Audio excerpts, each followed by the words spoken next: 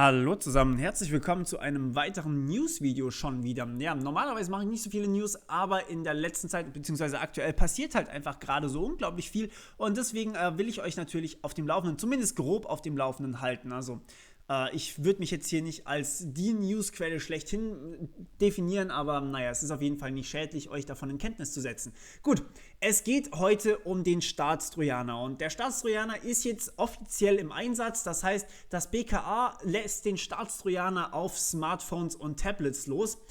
Quellen seht ihr oben wieder mal natürlich, könnt ihr auch gerne dann selber komplett durchlesen, sind sehr interessant. Und ja, das Ganze ist natürlich jetzt auf zwei Arten zu betrachten. Wie das Ganze funktioniert, beziehungsweise was man darüber glaubt zu wissen, das zeige ich euch dann gleich noch. Aber es ist wirklich nicht viel. Das BKA hat im Endeffekt, ja, hier unten steht sogar aus einsatztaktischen Gründen keine Auskünfte erteilt. Das heißt, wie oft sie die Software eingesetzt haben und wie genau die Software funktioniert, sowieso nicht. So, das Positive, also das BKA ist das Bundeskriminalamt. Das heißt, man kann mit dieser Software natürlich Verbrecher oder potenzielle Verbrecher überführen. Das heißt, es sind vielleicht weniger Verbrechen, die dann tatsächlich unaufgeklärt bleiben. Das ist natürlich erstmal positiv an sich. Allerdings gibt das Ganze natürlich auch so einen negativen Beigeschmack. Ich meine, im Endeffekt kann man nicht wissen, dass derjenige auch wirklich der Täter ist, denn ansonsten bräuchte man den Trojaner logischerweise nicht mehr. Das heißt, er wird bei Verdächtigen eingesetzt. Und wer ist heutzutage denn nicht verdächtig? Naja, ich meine, jeder von euch ist potenziell verdächtig, irgendwas getan zu haben, auch wenn er überhaupt nichts getan hat. Ich meine, allein im Internet zu sein, macht euch ja schon verdächtig, weil ihr irgendwas macht. Oder mich zu abonnieren. Ich meine, hey, ich habe was mit Hacking zu tun. Also, wer weiß schon, ob ihr nicht gerade überwacht werdet. Und deswegen ist das Ganze natürlich so ein bisschen kritisch zu sehen. Das Ding ist jetzt folgendes. WhatsApp und Signal, das sind die beiden Hauptziele gewesen jetzt hier.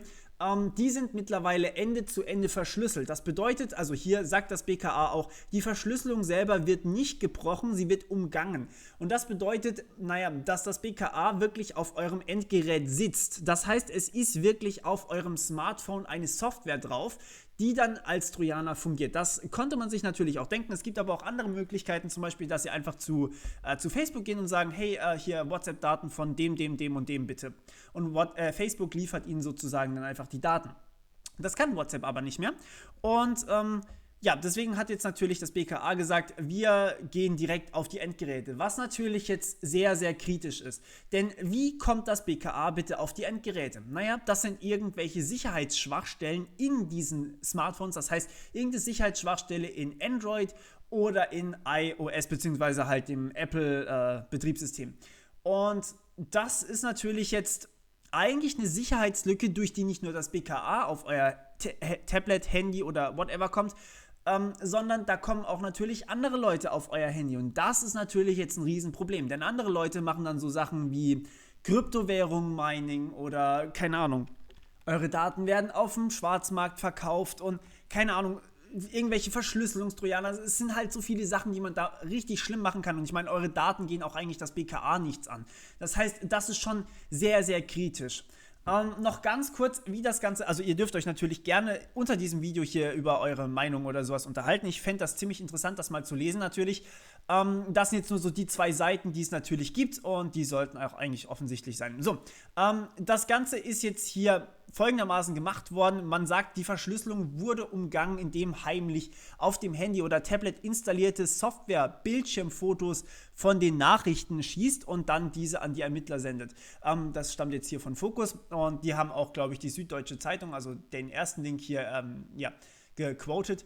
Das Ganze wird hier nochmal bestätigt, wobei ich nicht genau weiß, wo die Nachricht her haben. Ich glaube auch von der Süddeutschen, doch auch von der Süddeutschen. Also im Endeffekt ist das hier die Quelle schlechthin. Das Ganze ist jetzt natürlich nichts Neues. Man schießt einfach sozusagen Bilder von WhatsApp oder von Signal und schickt die dann weiter und Bilder werden ja bekanntlich nicht unbedingt verschlüsselt. Das bedeutet, ja, ist eine kritische Methode natürlich, aber man muss auch erstmal auf das Handy draufkommen. Und folgende Situation besteht jetzt am 16. Januar, das ist noch gar nicht so lange her, das war jetzt vor circa 10 Tagen, 11 Tagen um genau zu sein, da kam hier ein Post raus auf securelist.com, die Seite ist übrigens sehr, sehr geil.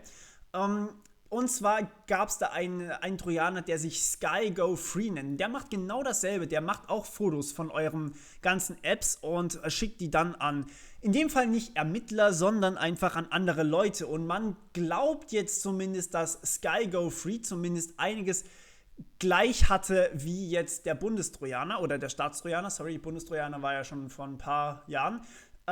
Ja, da sind ein paar interessante Dinge. Das Ding existiert, also SkyGo3 jetzt nicht mehr der Bundestrojaner, aber ich will vielleicht mal so die Gleichheiten aufzeigen. Das Ding existiert seit 2014 und ist seither immer aktiv gewesen. Der hat sich auch haufenweise gewandelt, also der wurde abgedatet und so weiter. Also wie eine richtige Software, so richtig schön, wirklich gut gemacht und ist auch nicht sehr häufig erkannt worden. Also es gibt immer mal ein paar Signaturen, aber das ist schon schwierig, den zu finden, sage ich jetzt mal, weil er auch ständig irgendwie die Signatur ändert und wirklich nicht leicht zu finden ist. Er sammelt einfach Daten, also er hat zum Beispiel irgendwelche Anrufe mit, liest Textnachrichten, findet raus, wo ihr gerade seid, was für Audio um euch rum ist. Das heißt, wenn ich den Trojaner jetzt auf meinem Handy hätte, würde der mir gerade zuhören, wie ich ein Video mache und dann ist ja natürlich klar, wem dieses Handy gehört. Aber auch, was man natürlich macht, was für Events ihr in eurem Kalender habt oder was für sonstige Informationen eure Apps vielleicht bei euch hinterlassen haben. Das ist ziemlich heftig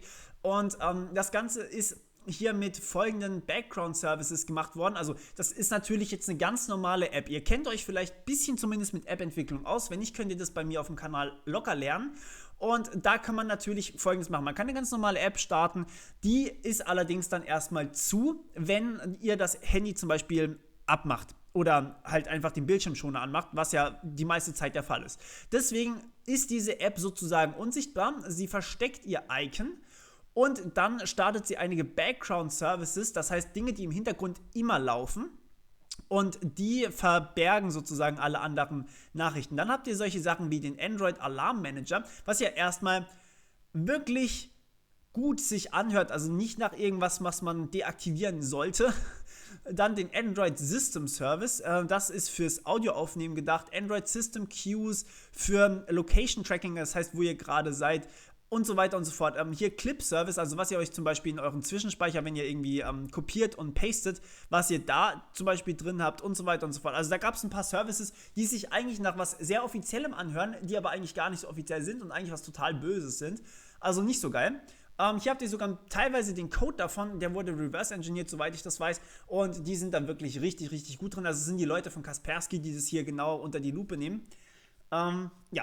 Das Ganze konnte kontrolliert werden von einem Angreifer via HTTP, das heißt, ihr konntet quasi einfach einen HTTP-Request hinschicken und schon wurde das Ganze gemacht. Dann über SMS und das glaubt man auch, dass das der Fall ist bei dem Staatstrojaner, dass man über SMS, also über unsichtbare binäre SMS das Ganze kontrolliert wird oder über Firebase wäre auch möglich gewesen, was ihr vielleicht auch kennt. Aber das Beste ist hier wahrscheinlich diese binäre SMS gewesen, weil man glaubt, dass eben der Staatstrojaner da auch drin ist. Dann haben wir hier eben so ein paar Dinge, also so ein paar Programmfunktionen, die hier genauer erklärt werden. Also ich würde euch wirklich empfehlen, das Ganze mal selber durchzulesen.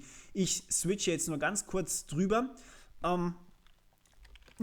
Der Code, beziehungsweise der Code von der Backdoor, der sieht zumindest so aus, als wäre er er hat zumindest Gemeinsamkeiten mit Prism. Das ist auch eine Backdoor, die ihr auf GitHub findet. Die ist komplett Open Source, könnt ihr euch gerne mal durchlesen. Ist komplett in C geschrieben, also ist sehr interessant auch mal nachzugucken, falls ihr mal so den Code von diesem Prism etwas genauer lesen wollt. Der wurde hier scheinbar verwendet in diesem Projekt, also man hat es einfach SkyGo3 genannt, aber das war auch einfach nur ein Name, den man halt einfach geben musste, damit man weiß, von was man redet. Also das heißt höchstwahrscheinlich bei den Machern von SkyGo3, nicht SkyGo3, das dürfte wohl klar sein. Ja, hier noch einige Details zum Exploit, die ich jetzt hier nicht genauer darlegen möchte, nur welche Schwachstellen benutzt wurden, um dann am Ende root zu werden. Das heißt, man hatte am Ende alle Rechte auf dem Android und das waren diese 5 Schwachstellen hier, die ihr euch natürlich unter den CVEs, falls ihr meine IT-Sicherheits-Playlist gesehen habt, wisst ihr, was eine CVE ist. Da könnt ihr dann gerne mal nachgucken, wie die laufen oder was genau die sind. Hier seht ihr sogar, dass manche von 2013 waren, was eigentlich ziemlich krass ist. Okay. Ja, also das wirklich nur jetzt mal so als kleine Anregung. Wer weiß, vielleicht hat sich ja das BKA an Sky Go Free bedient, beziehungsweise vielleicht gibt es da andere Ähnlichkeiten oder sowas. Das war einfach mal nur so eine Vermutung, weil ich eben vor eben gerade mal 11 Tagen hier von Wind bekommen habe. Also wie gesagt, der Artikel hier war vom 16. Januar und ich fand das ziemlich interessant, dass jetzt eben das BKA auch diesen komischen Weg geht, sage ich jetzt mal, dass man hier eben Fotos vom Bildschirm macht. Und ja, das war nur so eine Anregung, die ich vielleicht hatte. Also man weiß über den BKA oder den Staatstrojaner im Endeffekt gar nichts, weil natürlich das BKA nichts rausgibt. Aber über Sky Go Free ist schon relativ viel bekannt und wer weiß, vielleicht hilft ja das Patchen von diesen Schwachstellen auch schon einiges aus hier. Okay, das war's von meiner Seite erstmal wieder. Ich wünsche euch viel Spaß noch beim Lesen und ja, danke, dass ihr mir soweit zugehört habt und wir hören uns beim nächsten Mal wieder. Bis dann, ciao.